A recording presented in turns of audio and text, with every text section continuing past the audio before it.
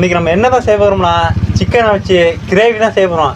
வாங்க வீடியோவில் போய் செஞ்சு சாப்பிட்டு பார்ப்போம். அடுப்பு ரெடி, பாத்திரத்தை வச்சுப்போம். எண்ணெயை ஊற்றிப்போம். பிரிஞ்சி இலை போட்டுப்போம். பட்டை கிராம்பு,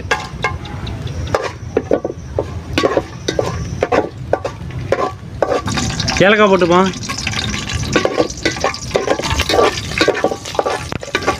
வெங்காயம் போட்டுப்போம்.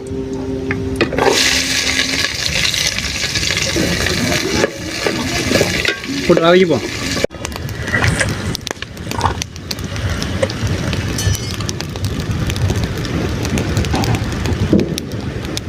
வெங்காயம் வதங்கிறதுக்கு உப்பு கொஞ்சம் போட்டுப்போம். கல் உப்பு.